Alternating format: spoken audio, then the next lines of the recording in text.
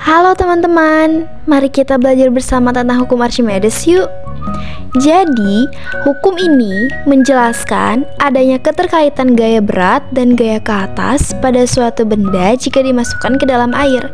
Akibat adanya gaya angkat ke atas, tentunya benda yang ada di dalam zat cair beratnya akan mengalami pengurangan. Akibatnya, benda yang diangkat dalam air akan terasa lebih ringan jika dibandingkan saat diangkat di darat. Nah, hukum Archimedes mengisyaratkan 3 keadaan. Yang pertama, tenggelam. Keadaan ini terjadi ketika massa jenis zat cair lebih kecil dari massa jenis benda. Pada keadaan tenggelam, berat benda di dalam cairan lebih besar dibandingkan gaya ke atas oleh cairan. Yang kedua, melayang. Keadaan ini terjadi ketika massa jenis zat cair sama dengan massa jenis benda. Hal yang sama terjadi pada ikan. Ikan dapat menyamakan beratnya dengan berat air yang dipindahkan supaya bisa melayang. Yang ketiga, terapung.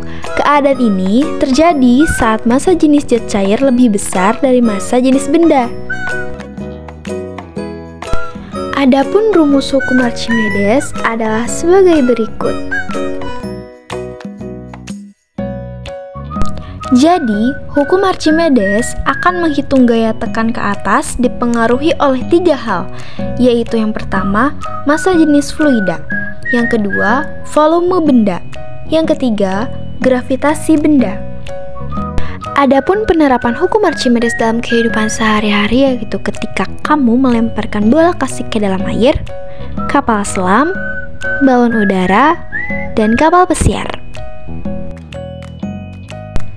Kesimpulannya, setiap benda yang dicelupkan ke dalam zat cair memiliki gaya angkat ke atas yang besarnya sama dengan berat zat cair yang berpindah karena benda tersebut. Sekarang kamu sudah paham kan tentang hukum Archimedes?